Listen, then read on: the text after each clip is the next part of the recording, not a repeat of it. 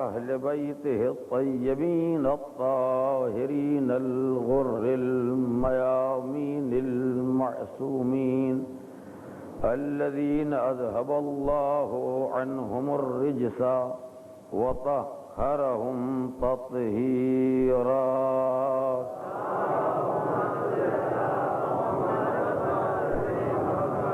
أما بعد فقد قال سيد الأنبياء والمرسلين صلى الله عليه وآله: حسين مني وأنا من حسين، أحب الله من أحب حسينا. صلوات اللہ.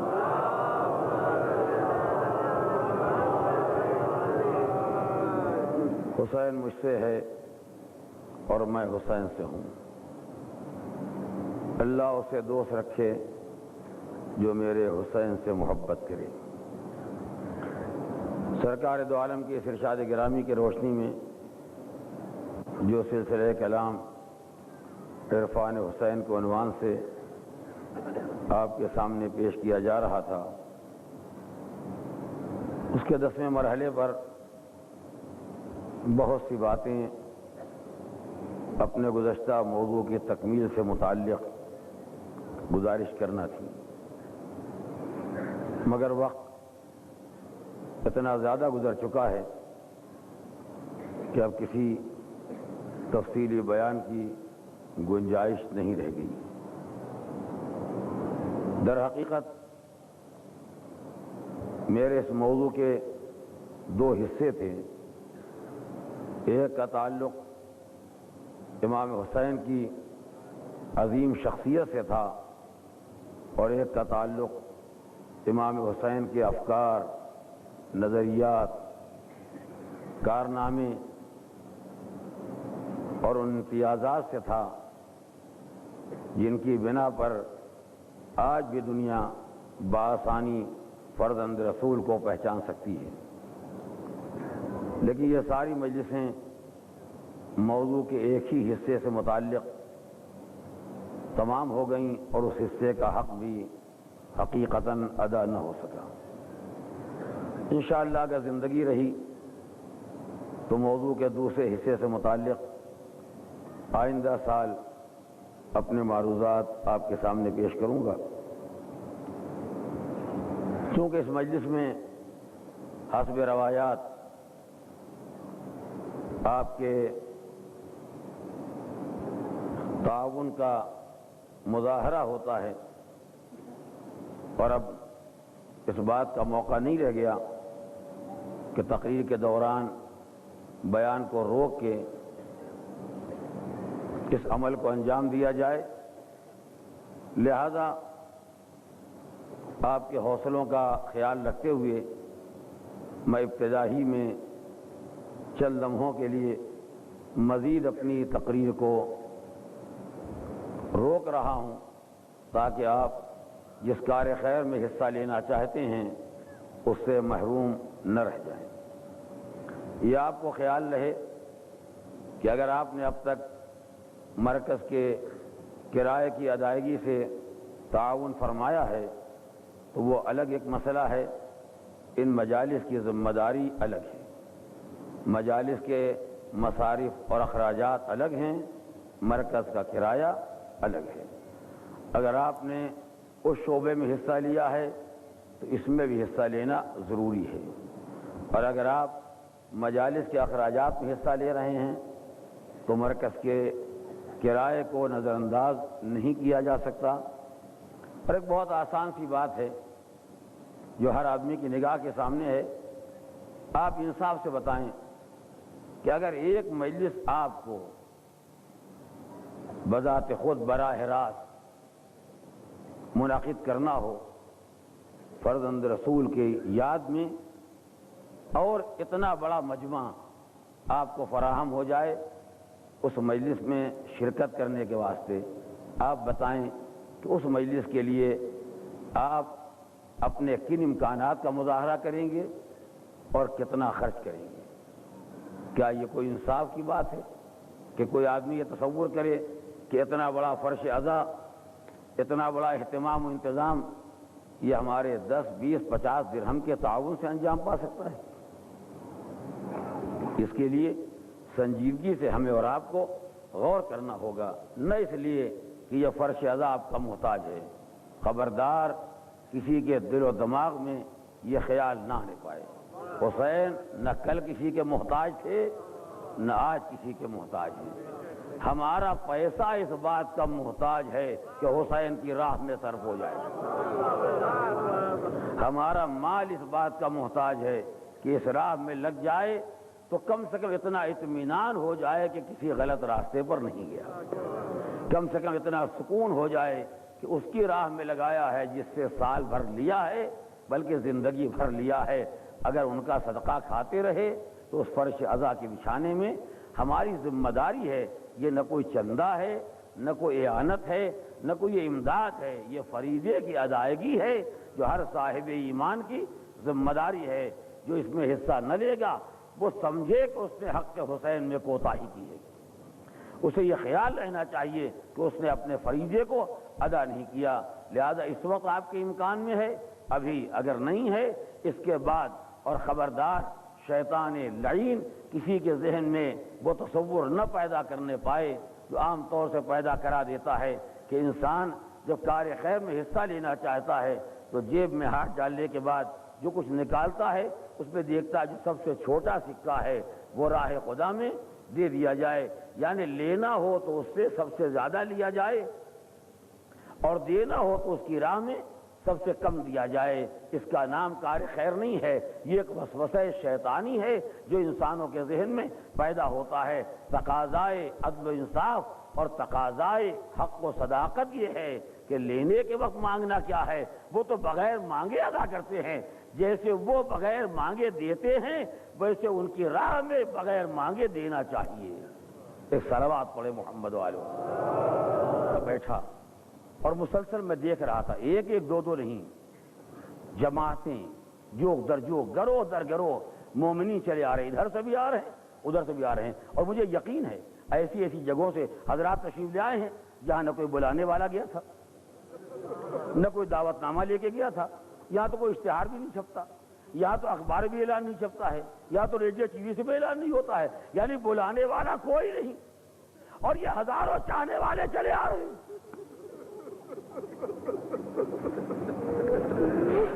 خدا جانتا جتنی دیر میں آنے والوں کا یہ سلسلہ دیکھتا رہا، ایک ہی خیال مجھے بےتاب و بے چین کیے ہوئے تھا، اے مولا حسین، آج ان کا بلانے والا کوئی نہیں ہے تو ہزاروں چلے آ رہے ہیں۔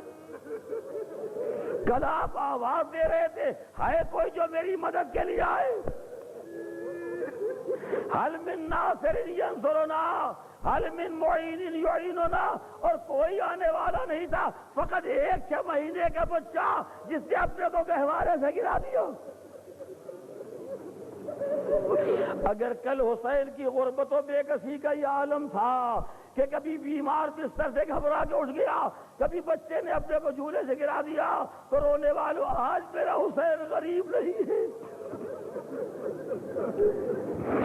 آج میرا حسین تنہا و بے کس نہیں ہے۔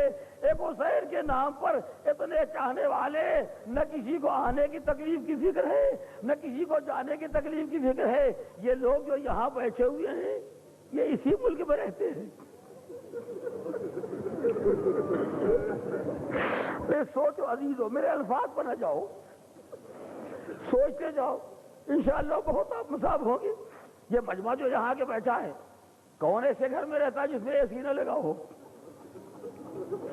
جس کمرے میں 10 رہتے وہاں بھی، جہاں 1 رہتے وہاں بھی، جو بہترین مکان میں رہنے والے وہ بھی، جو معمولی مکان میں رہنے والے وہ بھی، اور اگر 2-4 منٹ کے بعد اے سی بند ہو جائے تو یہی لوگ پریشان ہو جاتے ہیں، یہی گھبرا کے باہر نکل آتے ہیں۔ یہ سب اسی ٹھنڈی ہوا کے عادی ہیں، یہ سب اسی شہر کی فضا کے عادی ہیں۔ یہ 10 منٹ کے واسطے اپنے کمرے میں بغیر ٹھنڈی ہوا کے نہیں بیٹھ سکتے ہیں۔ یہ آخر 8 بجے سے کیوں بیٹھے ہوئے ہیں؟ یہ 4 گھنٹے سے نہ یہاں کوئی پنکھا چل رہا ہے، نہ یہاں کوئی اے سی ہے، نہ کوئی ٹھنڈی ہوا کا انتظام ہے، یہ کیوں بیٹھے ہوئے ہیں؟ کیا انہیں آج کی رات ٹھنڈی ہوا سے کوئی نفرت ہو گئی ہے کہ آج کی رات انہیں گرمی نہیں معلوم ہوتی ہے؟ نہیں، ہاں یقیناً آج کی رات گرمی کا احساس نہیں ہے، اس لیے کہ کل تک اپنی ذات نگاہ کے سامنے تھی، آج وہ قافلہ نگاہوں کے سامنے ہے۔ یہ تقاضا کیا کہ ایک روایت، ایک واقعہ جو میں نے اس سے پہلے کبھی بیان کیا تھا، اگر موقع ہو تو اس کا تذکرہ ہو جائے، کیونکہ میرے موضوع کے اندر شامل اقوام عالم میں حسین۔ بس سن لو واقعہ، یہ میرا اپنا تقریباً مشاہدہ ہے، یہ کوئی پرانا تاریخی واقعہ نہیں ہے، نہ کسی کتاب کا قصہ ہے۔ ہندوستان کا مشہور و معروف شہر کلکتہ آپ جانتے ہیں، مومنین کی بہت مختصر آبادی ہے، زیادہ آبادی غیر مسلمین کی ہے، اور ایک دو نہیں بلکہ 1 کروڑ سے زیادہ کی آبادی ہے، اتنا بڑا شہر ہے۔ لیکن میں نے خود دیکھا ہے، ایک سن 70 میں تقریباً میں عشرے محرم میں وہاں تھا، 5 محرم، 6 محرم، 7 محرم، 8، 9، 10 جب جلوس ادا نکلتا ہے تو تھوڑے سے ماتمدار حلقہ بنا کے وہ درمیان میں چلتے ہیں۔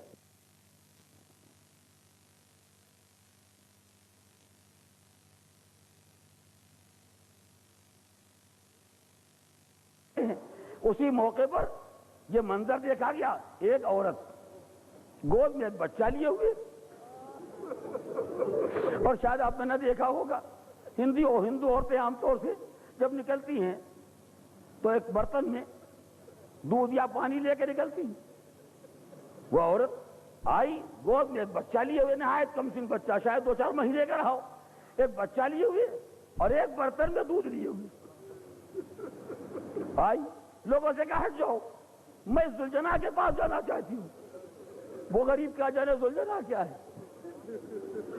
اس نے خالی سن پایا ہے کہ امام حسین کے نام پر یہ گھوڑا نکلتا ہے، اور جہاں ذکر حسین سنا مجھے نہیں معلوم، نہ میرے پاس تبسم سے دریافت کرتا، لیکن بہرحال اسے کہا ہٹ جاؤ، لوگوں نے کہا نہیں ہو سکتا ہے، اس لیے کہ آپ جانتے ہیں سن 70 کا زمانہ کون سا تھا، انتہائی ہندو مسلم تعصب کا زمانہ۔ مومنین کو یہ خیال کہ اگر ظاہر اس کے قریب چلی گئی، جانور تو جانور ہے، اگر کہیں کوئی تکلیف پہنچ گئی تو ابھی ایک ہندو مسلم فساد کھڑا ہو جائے گا، کہ نہیں ہم قریب نہ جانے دیں گے، اسے کہ میں جا کے ہوگی،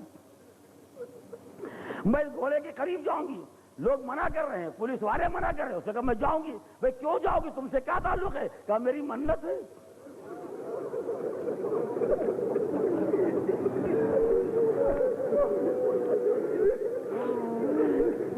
عزیزو شاید میرا بیان یہی تمام ہو جائے، اور اس کے بعد کل ظہر کی مجلس میں شاید کچھ باتیں اور گزارش کر سکوں، اب موقع نہیں رہ گیا، اب آپ متوجہ رہے، سوچتے رہے اقوام عالم میں حسین کیا ہے، دوسرے مذاہب میں حسین کی کیا شخصیت اور کیا حیثیت ہے، مجھے جانے دو، میری منت ہے۔ کہا منت کیا ہے؟ کہا گزشتہ سال جب میں نے جلوس کو جاتے دیکھا تھا تو میری شادی کا زمانہ گزر گیا اور میرے کوئی اولاد نہیں تھی، تو میں نے اس ذوالجناح کو، اس گھوڑے کو دیکھ کے یہ کہا تھا، اے اس سواری کے سوار،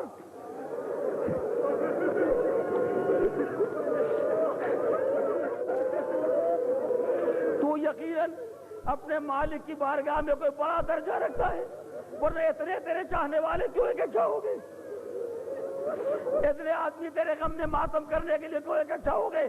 یقیناً تیرا کوئی مرتبہ ہے، اگر واقعہ تیرا کوئی مرتبہ ہے تو میں بے اولاد ہوں، اپنے خدا سے دعا کرتے ہیں کہ مجھے اولاد مل جائے، میں تم سے وعدہ کرتی ہوں کہ اگلے سال اگر میں صاحب اولاد ہو گئی تو اپنے بچے کو لا کے تمہارے اس گھوڑے کے نیچے سے گزاروں گی۔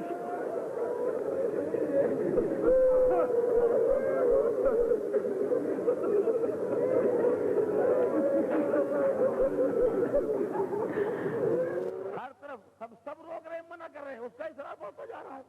بالآخر لوگوں نے پولیس کے انتظامیہ سے کہا کہ دیکھیے آپ لوگ گواہ رہیے گا، ہم نے بہت منع کیا، اب یہ جا رہی ہے، اگر اس کو کوئی تکلیف پہنچ جائے تو اس کو مسلمانوں کا کوئی قصور نہ کہیے گا، اس مسئلے کو ہندو مسلم رائٹ نہ بننے دیجیے گا۔ لوگوں نے کہا ٹھیک ہے، ضد کر رہی، جانے دو، یہ کرنا کیا چاہتی ہے؟ وہ آگے بڑھی ذوالجناح کے پیروں کے پاس پہنچی، اور اس کے بعد اس نے ایک مرتبہ اس کے پیروں پر اس برتن سے دودھ کو ڈال دیا اور دودھ کو گرا کے اپنے سر کے بالوں سے ذوالجناح کے پیروں کو دھونا شروع کیا۔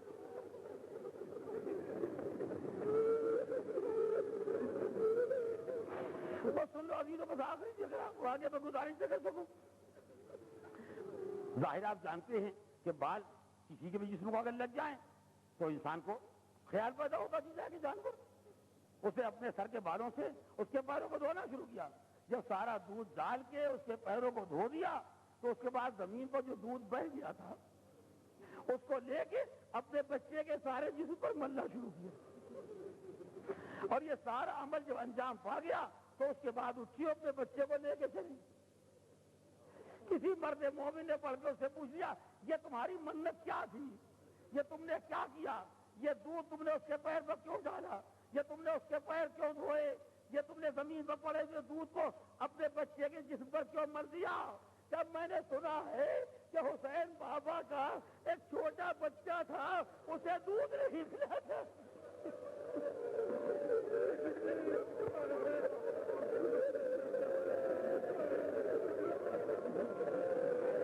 لہذا میں نے سوچا کہ اگر اس کے واسطے سے دعا کی جائے تو یقیناً اللہ اولاد دے دے گا, اور ظاہر اس کا حق یہی ہے کہ اسی دودھ میں اس بچے کو آلودہ کر دیا جائے تاکہ وہ یاد برقرار رہے. اے چاہنے والوں, اے عزاداروں, ایک غیر قوم کی عورت جب اس نے علی اصغر کی بات کو سن لیا 14 صدیوں کے بعد تو اس کی بے قراری کا یہ عالم ہے. ہائے تو اس ماں کے دل سے پوچھے جب تیرے خیمہ سے آواز آئی رباب اپنے لال کو لے جاؤ, رباب تیرے خیمہ پر آئی, لائیے آقا میرے بچے کو لائیے, قبا کا دامن الٹا, گلے پتیر کا نشان, اے میرے لال کیا اس عمر کے بچے یوں ذبح کیے جاتے ہیں, کیا اس عمر کے بچے یوں نہر کیے جاتے ہیں. سنو آخری جگہ حسین گھبرا کے پیچھے ہٹائے اس سے کہ رباب اس منظر کو نہ دیکھ سکے گی. باہر آئے, پوچھتے خیمہ گاہ پر ذوالفقار سے قبر بنائی, اور اس کے بعد اب حسین قبر کے سرانے اصغر کی لاش کو لیے بیٹھے, چاہتے خاک پر لٹا دے دل نہیں مانتا, گود میں لیے بیٹھے رہیں تو وعدے تیسری وعدہ کرنا ہے. بس آخری فکرہ مقصر کا ایک پتا کانوں میں آواز آئی جیسے کوئی ہاتف غیبی کہتا یا حسین زار ہو. حسین اب گوشت سے اصغر کو الگ کرو, خاک پر لٹا دو, کوئی ماں آ گئی ہے لینے کے واسطے, کوئی ماں آ گئی لینے کے واسطے. حسین نے اصغر کو لٹا دیا, پہچانا کون لینے کے لیے آیا. ہائے وہ ماں جو شب عاشور سے اپنے لال کے خیموں کے گرد, اے میرے حسین جاؤ تم وعدہ طفلی ادا کرو, اے بیٹا اصغر کو میرے حوالے کر دو, اے میرے لال میں تیرے اصغر کو اپنی گود میں رکھوں گی.